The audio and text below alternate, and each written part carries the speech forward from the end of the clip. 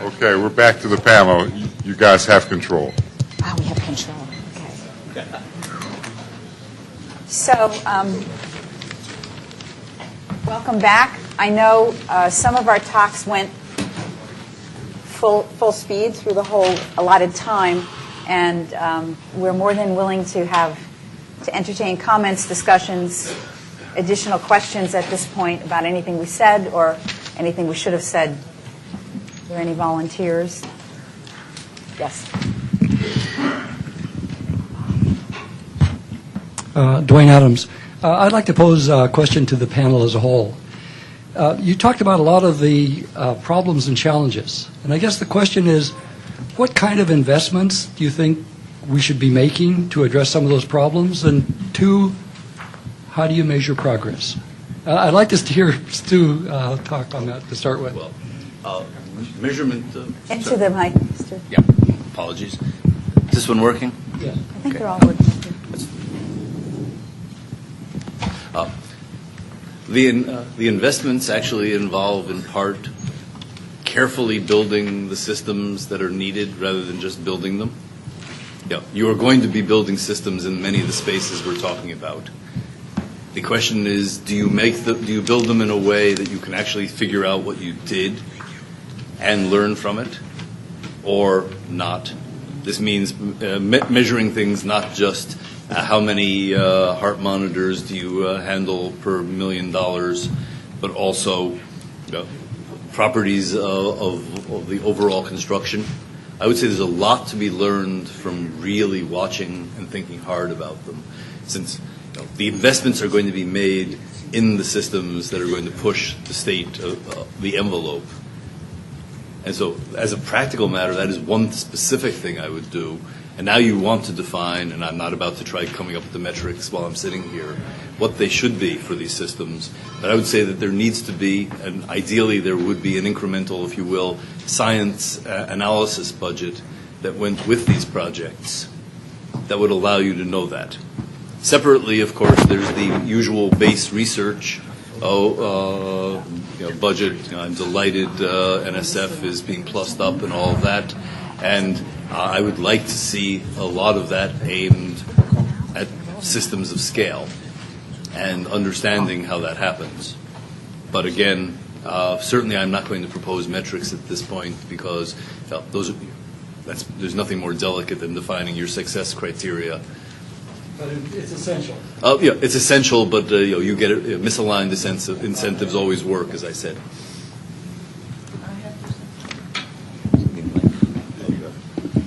You want to say something? Oh, I can. Susan is. So as Stu was answering, I was thinking about the proposal I made for suppose you could start over projects. And there actually are some projects now in networking. There's something Stanford is doing, which is called Clean Slate, which is a wonderful name. But Stanford's is not the only project. And by NSF standards, I suppose they're on the more expensive side. They're collaborative projects that involve multiple universities, multiple researchers, and so on. But they're well within the scale of other large projects research projects that DARPA and Your Day and NSF and other agencies have had.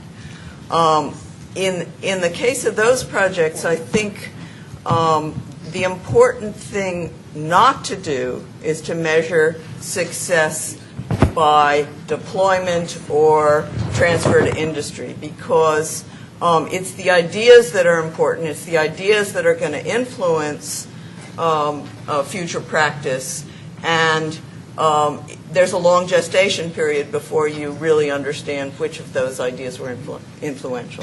So the generation of ideas, to the extent we know how to assess that, is what you're looking for. There was a question here. Yes, I'm David Bader from Georgia Tech, and I think the Beyond Virtual panel is the right place to start talking about some new ideas that should fit into strategic planning at NITRD. we're looking now at exascale analytics, and I really encourage NITRD to support the new design of algorithms and architectures and really broadening our educational pipelines to produce the next generation of innovators for solving societal problems, for instance, sustainability, environmental and climate research, reducing our energy dependencies, and also problems in security and protection of our nation. So I really commend the National Coordination Office and NITRD for the efforts in the past for supporting this interagency coordination and leveraging of supercomputing technologies, high-end networking, and infrastructure technologies. It's been quite successful. Last year, we saw the U.S. win the so-called supercomputing arms race, where we've stood up not just one, but 2 petascale computers, machines that can run at 10 to the 18th operations per second. And as the Council on Competitiveness here has said, and so aptly put, that the nation that outcomputes, outcompetes. So these record-setting demonstrations are successful not just for our long-term investments in national coordination. These are demonstrations of successful long-term investments in national coordination among our federal agencies, as well as unique public-private partnerships that include government, industry, and academia. But also, they show our ability to solve these grand challenge science problems. This level of computational capability is now exhibited through machines such as IBM Roadrunner, the Cray XT5, and they're not optional, but really required to solve these grand challenges facing society, from designing safer and more fuel-efficient automobiles, protecting our populations from catastrophes and natural disasters, severe weather events, protecting our food supplies, healing our environment and reducing our carbon footprint, and all the way on through understanding life itself, origin and evolution of species, onto systems biology. But we need these technologies for other areas that are growing in importance. As I look to the future and the next generation of problems, they look in some ways much more complex and much more different than the past. We need a new strategic plan through NITRD that looks at the requirements of these 20th century grand challenge applications. So to give you an example of what I mean, when we talk about exascale analytics, we want not just the most capable computing systems that can run both science and engineering applications, but also systems that integrate across other areas, David, including... Excuse me, could you try to wrap this up with a question? This is a statement, clearly, but could you try to get to your main point, please? Yes, so in exascale analytics, I see a lot of synergies in healthcare. For instance, understanding disease spread, detection and prevention of epidemics and pandemics, understanding massive social networks, which are required to do energy conservation, stimulate business, modeling pandemic spreads, intelligence of all sorts used in stimulating business, making business analytics and decisions, protecting the electric power grid, modeling and simulation for full-scale economic, social, and political simulations. So to ask a question or a discussion, I haven't heard much at this panel. I understand that this is a long statement, but we haven't talked about the new types of systems and investments in algorithms and architectures to address these new fundamentally different challenges. So I would open it up to the panel to ask, how do you expect NITRD to coordinate across these exascale analytics,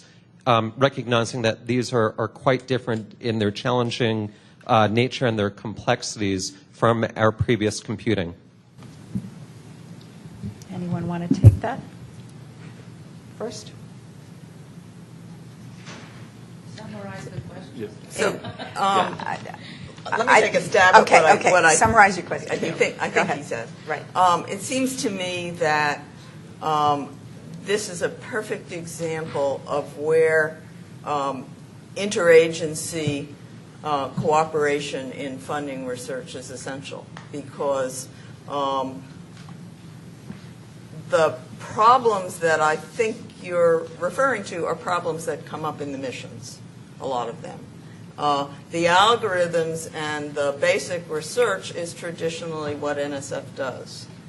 And to me, a multidisciplinary project is not just that you draw from different universities and you draw from different demographic groups, but you draw from different intellectual groups. So for me, having multiple representation is just as good if I have a team of people, one of whom is primarily funded by DOE, one of whom is primarily funded by NIH, one of whom is primarily funded by NSF. In other words, that those are their intellectual communities, and they come together both to express these kinds of problems and explain these problems that you have in your mind, I think, and to look at the fundamental computer science that you need to tackle them. Well, let me just add to that very, very quickly. Take one problem, protecting us against pandemic spread, maybe avian flu. We need to understand social networks, how people interact. We need to understand how populations interact. We need to understand how the virus evolves, and so forth. These are issues that are in missions that cross agency boundaries. And we also have to understand that the computing that we need is very different from the high-end computer systems that we're deploying today. How do we take that mix and put it together? I think Stu had a comment to make on this as well. Just by the way, so what we, just to get the numbers right, the petascale machines are only 10 to the 15, not the 10 to the 18, which is the stretch you're aiming for in the 10-year range. And first of all, I'm delighted that there's actually some serious goals in, for example, NSF to look at exotic, in other words, unobvious architectures and different approaches that really do change the question. But taking your examples quite literally, and because they're very telling, the way you're going to find out the right ways to handle these problems is indeed to try to solve some of them. And doing them only at petascale is going to be god-awful hard enough as it is. Yes, I know of estimates that take you up the next 2 to 3 orders for some of those problems. But again, trying to figure out in reality how you're going to do it, just take a look at just the ordinary geophysical modeling where you're trying to couple ocean, ice, and air. And you have this small problem that the physics is radically a different scale, and so is the computing. Those are the problems that drive your understanding of enough to figure out what you should have been doing the first time. And the coordination, in some sense, is to drive the problems, I would say, in a very real way. What problems do you actually try addressing? The mission agencies are the ones who are going to have to address some of those, or contract with people who are, such as the university consortia. But how we get to EXA is, at this moment, embarrassingly unobvious, other than digging bigger holes and dropping even more processors in them. And that's no fun. So I think there's one other thing we could ask the agencies to do. I think when there are problems that are being studied bottom up, in the sense that they could be studied in different domains and quite disparate domains, even though they have multidisciplinary teams, there should be some effort to review within the set of agencies what kinds of problems are being solved, and try to get people together who are, at the least, to begin with, to get people together who are being funded by different agencies for different individual problems that they're addressing. But when there's some thread of commonality in these problems, to get such folks together in a workshop and make sure that there's an exchange. That would at least be the beginning of trying to make sure that we didn't lose the general shareable truths that were being discovered by folks. I don't think you can, top down, or I wouldn't suggest top down demanding that there's some structure from which this will come. I think it's more natural to try to get people working on things and then get them together talking to exchange information. And if there's shared truths or things that impact one another, that will come out of that meeting, and then you can figure out what kind of structure could better enhance it. So it isn't hard to come up with these exascale problems, and I'm not suggesting this is a design of an exaflop computer. But if I look at very simple things, I mentioned pandemic spread, or we can look at our power grid. If our power grid goes down, we have massive numbers of communication, transportation, food supply, and other issues. These are the sorts of problems where they require cross-agency coordination. I don't think anyone's disagreeing with you. I think we're just trying to come up with ideas of how a more general structure could be made, or what would be an effective way of coordinating across agencies there. Other questions? Continuing with what is needed, I really liked your comment, Barbara, what NITRD needs to do. Because I'm a practical and bottom-up person, as you know, I think NITRD could create a very valuable infrastructure, an assessment and a web-based guide or database that gives a high-level view of current activities of different agencies. What are, for example, their investment ratios in different areas of research, network security, education, partnerships, how these change short-term and long-term, and provide possibly public or secure access views. And at the same time, translate the themes we discussed in this very valuable forum into concrete technologies and priorities. So we need a description of this form, looking at the whole federal government as researchers in order to respond, like Susan was saying. So a description of how the strategic plans of all the different agencies fit with each other, the priorities discussed, and the national priorities. Thank you for that contribution. Mark, you're next. I thought Stu made an interesting comment about the need for measurement and instrumentation. Oh, I'm sorry. I said I think Stu made an interesting comment about the need for measurement and instrumentation, but going back to Bob's comment about Bob's statement about how difficult it is to evolve software. One of the things we don't have is very good instrumentation of a large number of software projects. One of the problems is that, I mean, we do have for some open source efforts, but they have a rather different flavor from most commercial enterprises. There's a lot of software that's built by the government. I don't believe that there is a large body of instrumentation of how those projects run that could be of help to people understanding the problem of evolving software in something like a proprietary manner.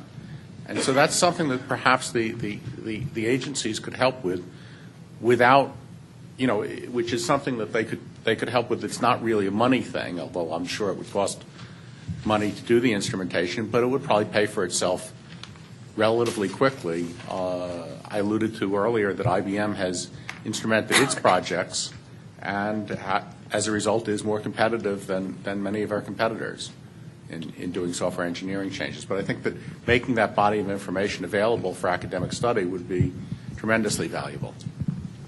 So that's something that the software engineering community has struggled with for at least 20 years, and the people whose primary research is in software engineering. And as you might expect, the barriers are not technical. Some researchers have been able to form personal affiliations with some commercial groups. Typically, it's gone through DoD rather than from the commercial companies like IBM or Google or who have large code bodies. And openness is still part of the issue, that you want access to the real stuff, not to some concocted prototype, and you want to be able to publish your results. And companies regard their code bases as proprietary. Yes, but so the government may not in all cases. For example, the work we do on medical records. The records themselves obviously are confidential. If the government asks for, build a system to do X, the Veterans Administration software for maintaining the health system, they've made that open. So, I mean, I think that the government does have some, not everything, and I agree that there are a large number of barriers, but I also don't think, I don't think that there's been a will to find a way in some of these cases, and I think that's something the government could help with a great deal. Stu, let Bob go first, okay? Please, Bob. Okay. I think it's a good point that you raise.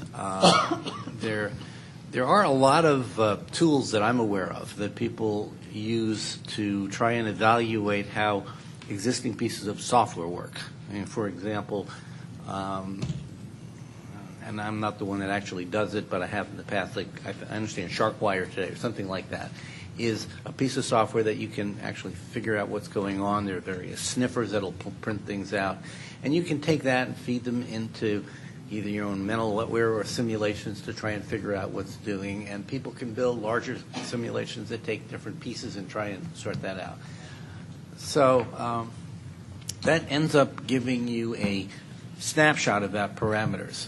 So if you were to take the more general question that I was raising, which was about architecture of a very complex distributed system, even if you were to view that locally, let's say you take a human being, and say what are you going to measure an instrument about that human being? You can get a lot of parameters. You can get things that you can think about: blood pressure, temperature, and any of the normal parameters that you might go in and measure.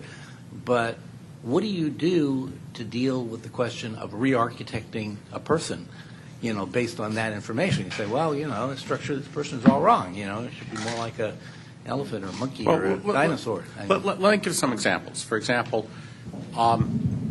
we've observed that if you have two code modules, A and B, and A is maintained by one person and B is maintained by another person, and we look at the social networks between those people, and those people don't talk to each other, it turns out, not surprisingly, bugs are harder to find. In order to do that, you need to look at the version control system and who's maintaining those pieces, and that says something about the organization that is building the software. Another example might be if we looked at the cost estimates for building a piece of software and the actuals. I don't think we've looked at what causes those estimates to be off in quite the way we might if we had real data. Would you say the same if the interface between them were defined and standardized, and you could actually measure? That's a good question. I don't have those measurements. I don't have enough data to answer that question.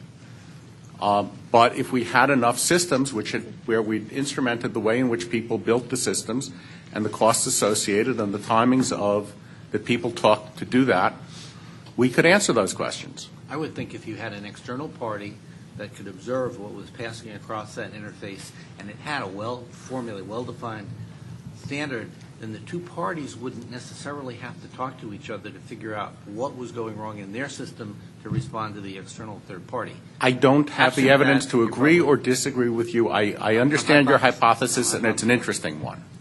Gentlemen, hang on. Stu, did you want to respond to this as well? I'll jump in after another round. After another round. Okay. I know Cameron, right? You had something? It's the wrong name. I'm sorry. The gentleman between the two ladies in the back. Janov, sorry. I'd like to connect to Susan's introduction to cyber-physical system, which was a wonderful exposition of the opportunities that are going on. Now, if we look at the foundation issues, it turns out that computer science and physical sciences really departed in the 60s and evolved in a separate path. The mathematics is different, the abstractions are different. We tried to do something in embedded system, but it mainly looked at what the physical environment does to computing, but not together. So basically what we need is a new system science, which is both computational and physical. And I wonder, how do you see this? What can we do? What the universities can do? What the funding agencies can do? Where are the good examples? Anyone want to take this?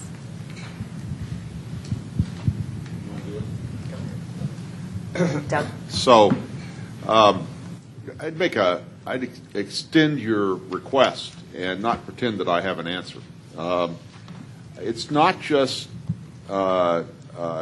technological. It's not just physical and computational. It's also social. And I'm worried very much that our discussion is leading us to skate aggressively to where the puck has been. That we're not thinking hard enough about how we create environments that allow us to actually explore futures at scale, that include both physical systems and other technologies, and have real people in them who are excited and willing participants. One of the things that I think is so extraordinary about the world we live in is the way the young people are adopting this technology.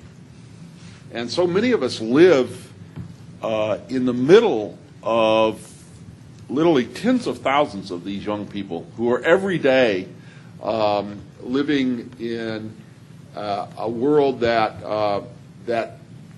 where they willingly and enthusiastically, not always to good outcomes, participate in building this future. And I'm wondering how it is that we could once again build a stronger partnership between the federal government agencies and our institutions of higher education to allow us to actually explore that future together. Now, I don't think I answered your question, but I made a point of my own. I'm sorry. Anyone else want to take it on?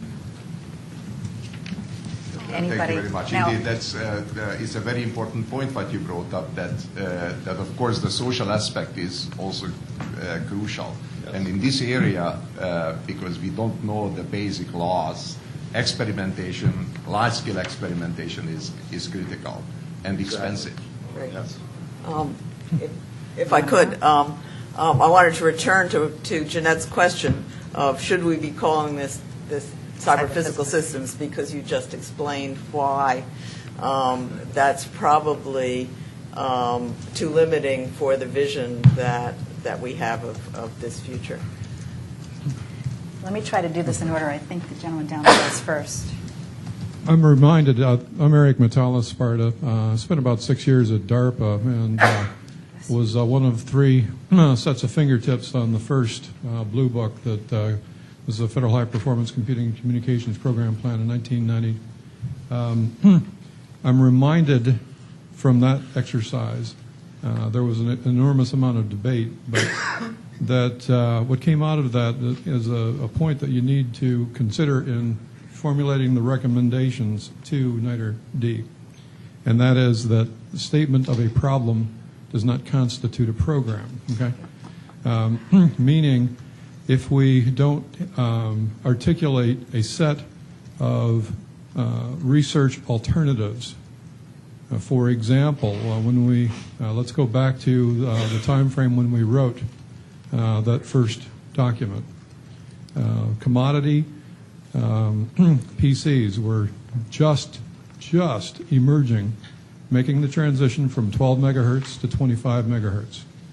We had a range of alternative architectures that we imagined for the future of scalable computing, and we established a set of metrics and a goal. The goal was to achieve a teraflop within, by 1995. Seems rather arcane today, but the point is there were a range of technical alternatives, alternative architectural approaches, SIMD, MIMD, and a plan for evaluating those. There were a range of communication mechanisms within those architectures addressing things like crossbar interconnects, like network-based approaches, like grid-based computing approaches, and a research recommendation that looked at alternatives for evolving those, and the establishment of a set of metrics by which the research could be evaluated, and a set of guidance that established how one might construct individual research programs that would be guided by that activity. And then there was the notion of traceback to applications that crossed each of the participating agencies. The question that I have for the committee, based on the recommendations that you have, do you have an alternative or a detailed conception of alternative research approaches that might be taken and recommendations that you would like to see moved into the development of a plan such that they can evolve over a sustained period of time? Or are we just restating problems? Challenging. So one thing that I see coming out of some of the various elements of some of the talks is that starting out with a new problem and coming up with a solution without any emphasis on how to maintain that solution over time, how to evolve it, how to strengthen it, how to enhance it, should no longer be acceptable. That is to say, there is valid research to be done in how do you deal with change. I mean, life changes. Life doesn't stay stagnant. And so we can't think of these scientific problems as something that you solve and then you're done, because there is this evolutionary dealing with changes in the environment, dealing with changes in the social fabric of people that has to be factored in. And I think that's something that at least most of our PhD training doesn't really address. You know, you say you formulate a problem, you solve the problem, it's done. And that notion, I don't think, I think many of the speakers spoke to the fact that that notion doesn't fit reality anymore. Not when we're talking about the size of these systems, the integration of these systems with the real world. That model, that mental model, simplifies things for a while, but can't be a long-term model. Did anyone else want to comment? Again, I will just say that the complexity of evolution is something we genuinely just don't understand. Right. And the chaotic and instabilities we always induce once you get at scale are something, once again, that really deserves much deeper study. But once again, the only things you can study are the things that exist and are at sufficient scale to tell you what those are like. The small artifacts don't have the same families of problem. And so I'm suggesting that genuinely deep analysis of the interaction fabric, and the interaction includes definitely the social human side. I understand. No, I was just... Yeah, and we just haven't done enough of that to even understand the principles at a Have you level. addressed or any alternative dimensions of measurement? Okay, distributed systems properties are what we know in a formal sense, right? Are minuscule in the context of the nature of the measurements that we need in order to compare architectural alternatives. Okay, and have you considered measurement of how one would compare architectural alternatives to solving these large exascale problems? No, I have not at a level where I would discuss it here. But B, I would like to bring up an issue that was implicit in a few of the other things, which is it's not just the understanding the artifact, but also how it got there. The path dependence issues are typically dominant in the real world. And understanding, if you will, the management, organizational structures and such that cause you to get there. Mark's simple observation, just as the 2 point of 2 modules where the people who that interact and the developers don't have a higher probability of not. And unfortunately, the real world protocol interfaces are much grimmer than the ones we think we understand, and we don't have good verifications for even the comms protocols. So I would suggest that really looking at this larger world is essential on day one, to just get a sense of where the dimension of complexity is. But no, I'm not about to propose metrics in a space where we don't even know where the landmarks are. I'm not asking for metrics, I'm looking for alternatives. Okay. I have a queue now, which is Myron, Jun, Fran, and Celia. Okay? Myron. I want to go back to the software, and at some point I would like to hear from what are the difference between commercial software and open source software. We have all the problems that were listed here in the open source software. On one hand, I'm managing 700,000 lines of code that are being used by major universities, project corporations today. I'm also managing a software stack for distributed computing for grids that has in it 72 components from 33 providers scattered all over the world. And I think we can do a lot in terms of understanding, building tools, measuring in the open source. The problem that we have is that definitely in academia, nobody cares. Nobody wants to do anything there. Nobody is interested in actually trying out and figuring out what all the tools that they are developing actually do in the real world. And I'm finding it extremely frustrating. And I can tell you that, speaking about security, we have been trying to do quality assurance of security to our software. Find people who are interested in looking at complex software and figuring out, is it really doing what it's supposed to do? There are almost no takers, and if you find a taker, you cannot find funding for it from anywhere. So I think that the problem is that we can do a lot in academia. And the nice thing about doing it in academia, that we will generate, hopefully, students that will go to industry and will know how to do it. And somehow we feel that only industry does real software. And that, I think, is a huge mistake. Now, talking about the social structure, there are sciences out there, and look at the HAP community, the high energy physics community, that have been developing social structures to put together thousands of scientists from, 46 countries working on LHC all over the world for 20 years. They have done a lot of work, but we just ignore it because we don't have the tradition of going and looking outside, and all we think is that we can do it right. So we have a lot of opportunities if we want to do it. What I don't know is how do we get the field to actually do it. Anybody want to comment? Well, I need to comment about your first comment, okay? The software engineering community is crying for data. You haven't found the right forum to reach out to academia. That would be my observation. Okay. I looked around, anyone who is willing to talk to me. Okay. And I showed them what we are doing, and I said, let's work on it, and couldn't find anyone. I would invite you to come to a major meeting like Foundations of Software Engineering or International Conference on Software Engineering and just meet with the organizers and get a session. I guarantee you will get takers because data is really the problem. That is realistic data to do your work on. Jun, you're next in line. Yeah, I tried to follow up. Johnny from yes, on the University mic, of please. I tried to follow up Miron's talk because his group has been done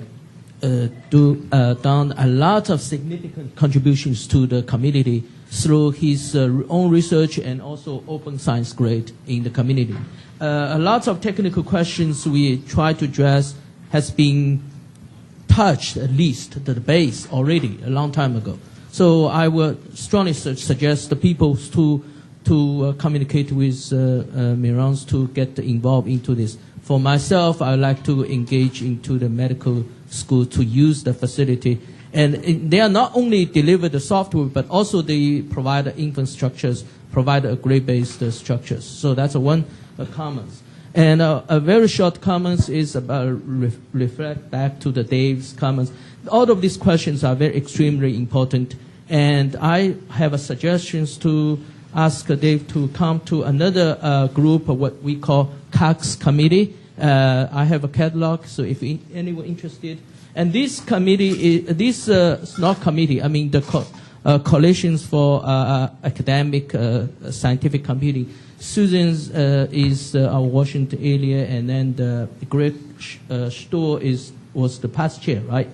So that yes. This committee, this group, is grouping a lot of campus-wide director and scientific computing people together to discuss about quite many software architecture issues, and we connected to the Washingtons for policy making. So I think if you talk to Susan, this is just suggestions. And one more question is I would like to address to Bob is, which is reflect to the Greg testimony in the Congress. It's representative, right? Greg, you may mention. It's embedded computing. So we submitted a proposal, we submitted a report. Embedded. We submitted a report to them, and the feedback from Congress is they would like to ask us to address the future architectures and future roadmap to design the new embedded system and for the daily IT-based IT-based products. So maybe Greg can forward this. So our question is, now right now the IT is being moving into the traditional TCP/IP to migrate to the IPv6 and all of this. The architectures for embedded system for the new protocol. How you think about what your opinion is about the new innovative architecture design to meet that market? First of all, let me just take a sideline and just put it on the side, which is that IPv6 is a particular piece of change in the addressing within a framework and architecture that's basically the old framework and architecture, just kind of updating it. So that's not a new thing. Now, the question about architectures for embedded computing, to me, is not a very well-formed question at all. I mean, if somebody were to ask me that question, I would resist totally trying to even answer it and rather figure out what they're really asking about. And it could be lots of different things. And it may very well be that, embedded computing of the anthropomorphic form would have a very different set of constraints and conditions than embedded computing in some other form. And even if you could come up with a basic way of doing embedded computing, it's not clear that you need an architecture at this point, because the real issues are going to be on a case-by-case basis. What are those systems doing? You spend more time trying to figure out what the systems are doing and what the overall architecture of those systems are than you are going to spend on figuring out how to get computing embedded within them. So I would be inclined to resist very strongly. And if somebody really pushed, I mean, and you were forced to actually produce such a thing, I think I would produce a report that would be meaningless to almost everybody. Other comments? I'll put you on the list. Okay. Fran's next. Lots of food for thought here. I wanted to comment on one of Bob's comments, and then I had a question for Stu. So I think Bob was exactly right in this notion of bootstrapping. I think, intellectually it's fascinating to start from a clean slate. Realistically, for complex systems, it's tremendously difficult and, maybe not even a great use of time to do that for everything. So I think you have to kind of start with some of what is, but you have to be able to envision where the puck should be. Oh, friend, I gave you the answer was you get everybody to stop the old one on a dime, start the new one up at exactly the same time, put all the money in. How simple that would be. Yeah, sorry. Yeah. So you can. Showed what a flawed brain I have, I guess.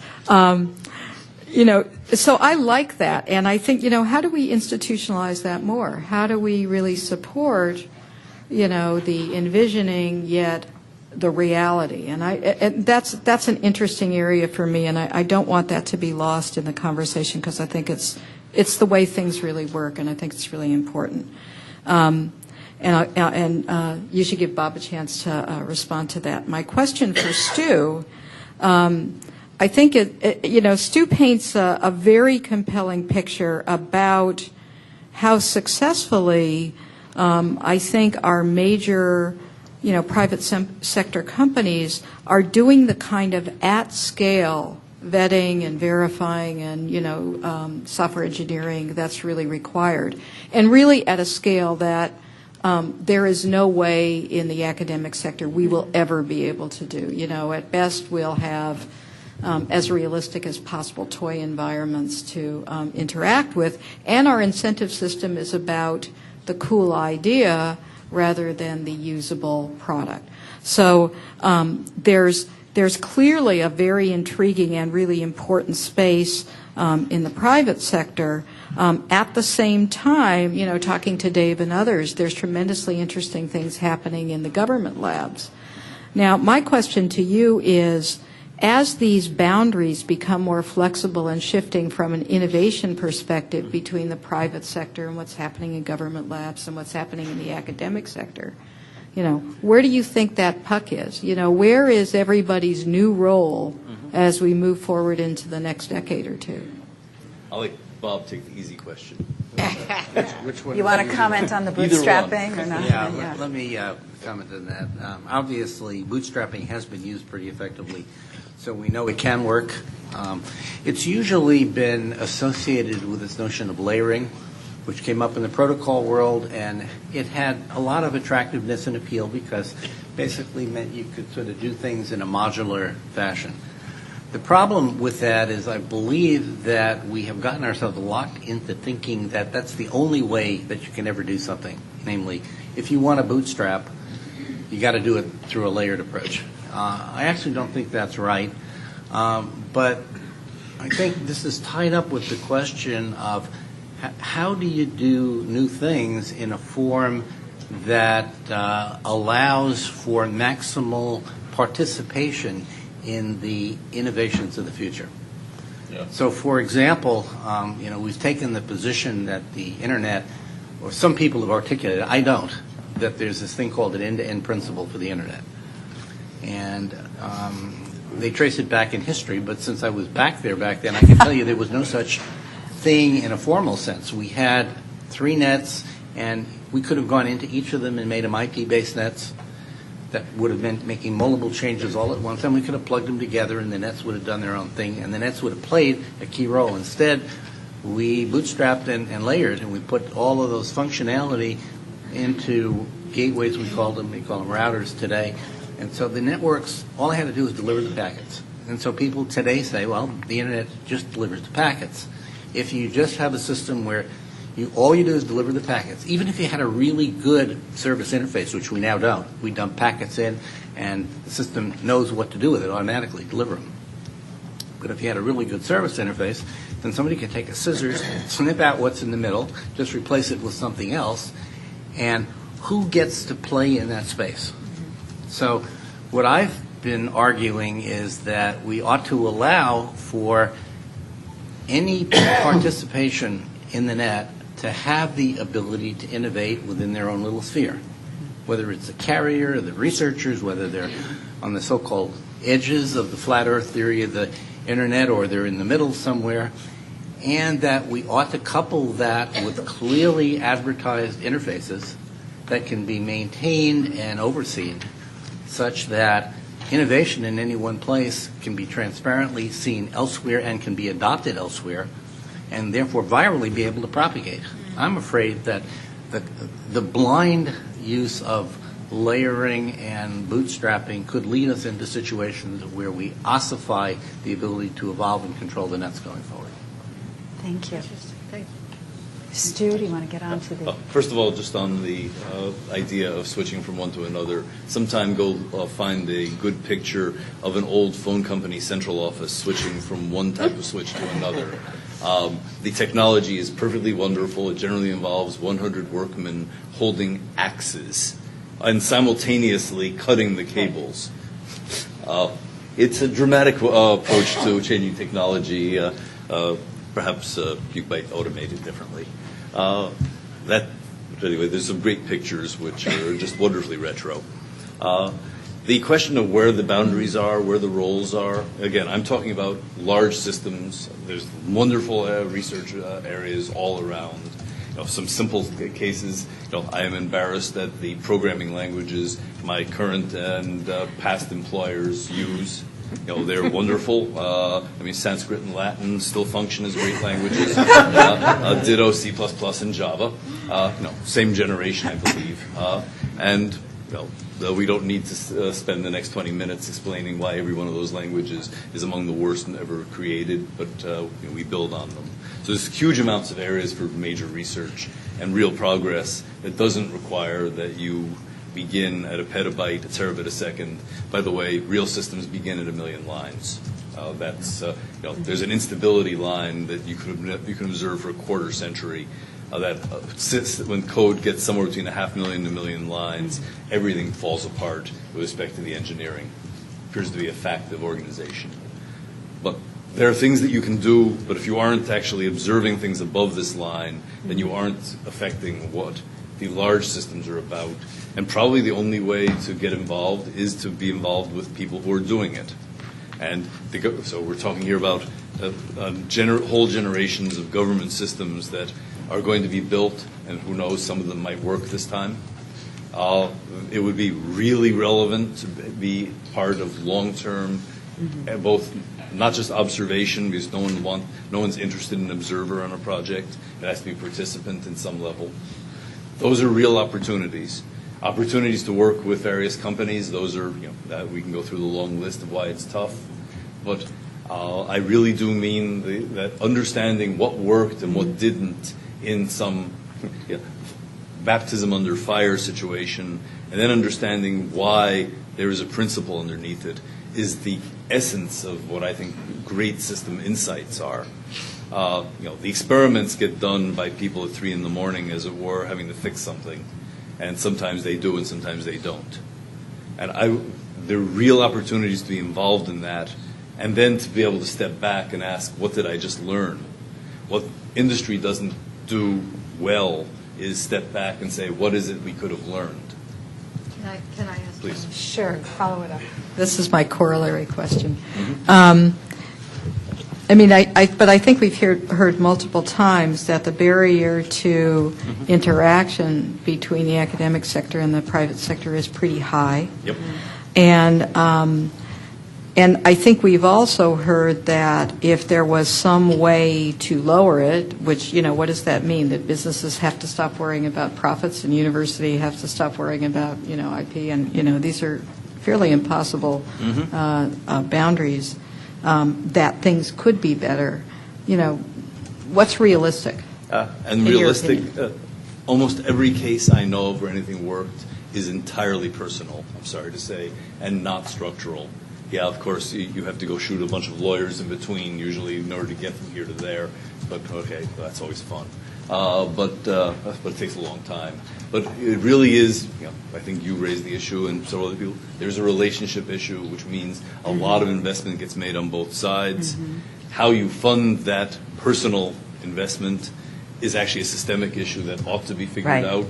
And there, I'm not into an expert on government re-engineering on how to get that handled. But people who are friends of the family get to work real close with all of my current and past employers in reality. And there's never been, as far as I know, a real difficulty in sanitizing results for publication. It sounds much worse than it looks in reality. So the bar for publication turns out not to be insuperable, for example. The bar to getting the work done, it's real hard. One reason that people probably have not wanted to work with Myron systems was the number he dropped in the middle, 700,000. There's a lot of it. And what's interesting is that it's 700,000, not 7,000. In addition to, of course, it works, which is a more interesting fact about it. And so I would say that there are going to have to be investments made by people who want to do it, and it's a multi-year effort to play the game. But I'm sorry, I don't really know any other solution. What it does need systemic help is support for that, figuring out how to make it play. And I've been in multiple companies where the issue has come up. Are we prepared to release data? Are we prepared to release this and that? And each company has played differently. You're welcome to the trillion-word Google corpus, for example, which is foundational for people who do analysis of text.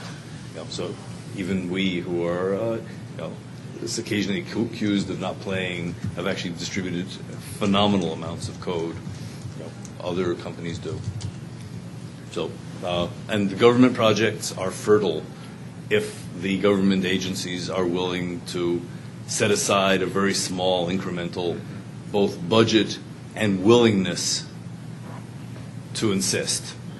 And I would say that without that, there's a huge opportunity to be missed. Okay, thank you. Celia, you were next.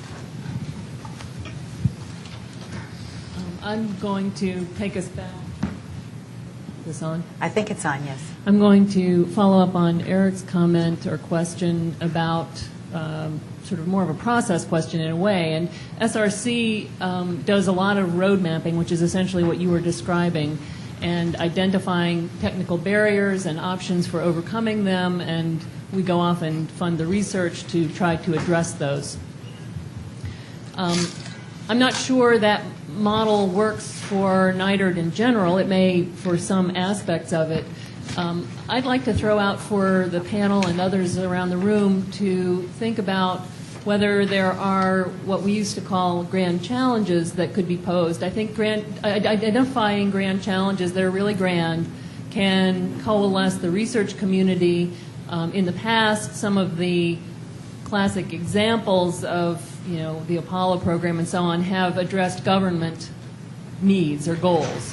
Whether a grand challenge is appropriate for something that you ultimately want to migrate to the commercial space or not, it needs to maybe be just entirely a research grand challenge. And so I'd like to know if some of the things that we've been talking about today, architecture problems and others, lend themselves to putting into a grand challenge, which can be a very powerful way to get the public and policymakers and others to understand and support them.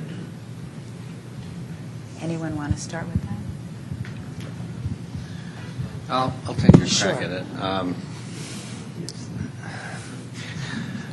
I mean, I guess everybody has their own notion of what is a grand challenge and how do you carry it out. But to me, a grand challenge could be one of several forms. One could be where there's something specific you'd like somebody to demonstrate, which is manageable. That is, a group or a small group could actually do something to actually demonstrate a capability that you're looking for. I don't see it as like demonstrate a brand new architecture in an exascale kind of environment. Billions of people. I mean, it's just too unreasonable. You can do a small scale demonstration of virtually anything, I guess. The second kind of grand challenge is where you're really looking for insights, ideas, but there's nothing to do specifically yet. Maybe it's a cure for cancer and you just want to enable as many people as possible to come up with good ideas and you're willing to fund them. And the output may very well be papers, presentations, just plain old knowledge in some way, shape, or form. And that can be a grand challenge. But I think at the level of some of the things that we've been addressing in the panel, which I kind of view as sort of bigger than life, they really are not, those are really not appropriate for a grand challenge in the way I would tend to think about them. Anyone else? I think it would be nice if we could come up with some challenging and image-improving research issues that would capture the public's imagination and Congress's imagination. So I really think that some of the emphases that we've heard here about health or, how can cyber infrastructure change the way we live? How can technology really make a huge difference in the life of an individual? Although that's not the typical kind of grand challenge that we talk about in terms of the research community. I think it's multifaceted enough that there's really a lot of deep research questions in there, and it might be more explainable or more accessible to a larger portion of the population. And that's something I think our field has to really concern itself with. When you tell somebody you're going to be able to predict the weather better, people get that. I mean, they may not get the underlying problems of computation that are there, but they get that. And so we need to bring some of this down some of the technical questions down, which are important, but bring them down to a human scale in the way that we talk about them so that people can really understand how their lives will be considerably different than they can foresee now. And then I think it will capture imagination. So I'll just I let think people what you just said is that the grand challenges come from the applications, yes, and not from the Yes. technology itself. Yes, they're supported by the technology. Yeah, Right. I want people to know, actually, Excuse me? there is a grand challenge document that was prepared, I don't know, 5 years ago, which was a great document. I think that the interagency group struggled with narrowing the panoply of these kinds of examples of where IT and networking are going to have a huge impact. And so it may be a non-starter. I just thought, here's a group of very informed people who might bring fresh eyes to this question, because it can be a very useful tool, but it may not be the right one. And I thought, based on what we're hearing now and looking forward again, there might be the kernel of a real grand challenge that could be put forward. And we did the same exercise in nanotechnology, and frankly, the problem we had was we couldn't think of a grand challenge that was really going to be solved just by nanotechnology. Right. And that's probably a similar struggle in this area. We need our moonshot. Yeah, That's what we need, yes. But utterly agree. It's the application that's going to be the exciting one-liner. Accessible. But there's at least been a dozen on the table, all of which we know by just counting on our toes are problems that are computationally intolerable, Very difficult. and therefore going to be a lot of fun. Yeah, and Yes. I would add that if you're going to go to that space, the application space for the grand challenge, you have to think about the implementation challenge Definitely. as part of the challenge. Definitely. Yep. It can't be just the science challenge. Very good point, yes. Craig Stewart, Indiana University. Barbara, I've got a question that probably starts with you and maybe goes to Doug or some of the others. You made a comment early on about smart environments, healthcare, and leveling quality of life, quality of health. I was hoping to think of that as lifting quality of life, but go ahead. I don't want to level everybody down. Lifting. Thank you. So I think I understand the argument. It's a harder argument than, say, the high-performance computing argument. High-performance computing builds better planes, safer cars, and lets potato chips get loaded properly. That's an easy argument. The smart environment argument is harder to make without it sounding elitist. So I want to ask a question about going beyond virtual in a different direction. Are there things that NITRD could support that would improve, as Doug said, health as well as medical care, that did that by looking at the natural and predictable trajectory of personal electronics and began developing applications that leveraged trajectories that are going to move forward anyway to help people improve their health and improve medical care? So can we build applications for cell phones that improve people's health? I mean, the answer is obviously yes, and I don't think it's elitist to think about improving access to all of our population and to making these devices not only smarter but cheaper and available ubiquitously so that everyone can profit, personally can profit in their own health and their own life. Well, so let me clarify. I did say sound elitist, not be elitist. I want to answer that literally just for a second. Okay. Just to Bob clarify. has a point. I mean, go ahead. If you ask me to answer your literal question, can your cell phone improve your health? Right. I think my answer would be no. The thing that's going to improve your health is some system that maybe involves a cell phone that's playing a critical role to get information somewhere more quickly or like. So I just wanted to correct your question. No, the question was, could we build applications that would help our cell phones improve our health? So, I mean, I would answer that from a social point of view. You know, human beings are social animals. Interaction is very important. And I think that it's inevitable that these personal aids, I mean, Doug spoke about the younger people. It really is an eye-opening experience to have lived through the past 25 years at university. That's all I'm going to say. The lifestyle and the interconnection of students today with people on the same campus versus people further away, but they're IMing all the time or they're texting all the time. It's quite an interesting observation that this is a different level of communication and desirable communication in society. So I think there are definitely ways that we can improve life and improve knowledge, improve health by virtue of personal electronics. But I think we also have to consider issues involving what is the infrastructure that we have to build to allow this to happen. Without the sensors, without the networks, without the computational power to do prediction of certain kinds of situations, to know what will be useful, what won't be useful, we're not going to get there. So I am worried. I think Celia's question was very, very pertinent. I am worried about people who talk always about the end result, right? The end application, and fail to recognize that if we don't do the research and the development in these core technologies and in new ones we may not even have in our heads now, we will not be able to support those applications. So the new thing now, I think, is the social angle, that the social angle has to be in there.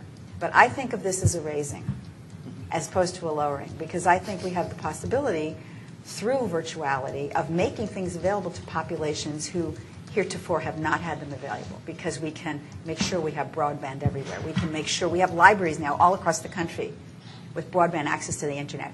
How does that compare to 25 years ago?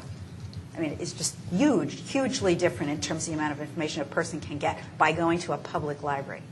And that's just one example of how life itself can really improve for individuals. And democracy is based on individuals. That's not a political statement. That's a belief. Okay? And if everybody gets smarter and gets better informed, we will be a better country. Yes?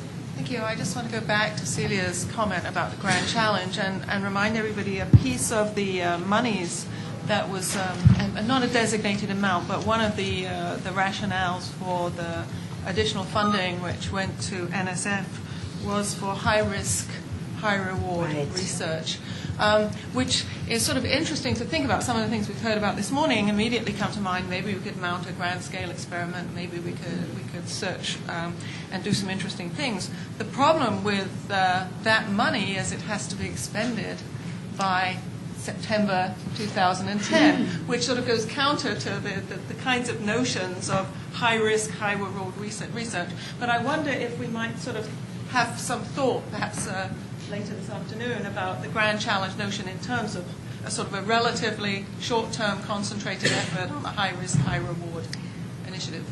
I don't know. I think some of the comments I heard on the panel is that you can't really address these sorts of problems in 6 months.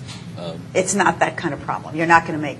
Stu, did you want to elaborate on your point from earlier? So I believe the hope is that although this money has to be spent, that there was the other promise that NSF would be doubled, and I assume those curves. Yeah. So therefore, not speaking for the government, as it were, but I will hope that this money is the seed for wonderful things. But let me not go there. Just addressing the question, do cell phones improve health? I mean, sorry, you may reasonably ask, has improved networking of people and communication improved mental health? They already did in their main functions and their main simple functions. The ability to add telemetry is only icing on that cake. So, and by the way, nobody paid for, as it were, Facebook out of the National Institute of Mental Health. Luckily. So there's also the fact that we're doing social experiments anyway.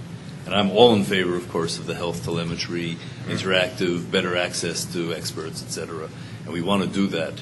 But the base technology stuff that was done 30, 40 years ago to create the Internet, thank you, to create wireless that works and all of that, is that research investment is now being milked.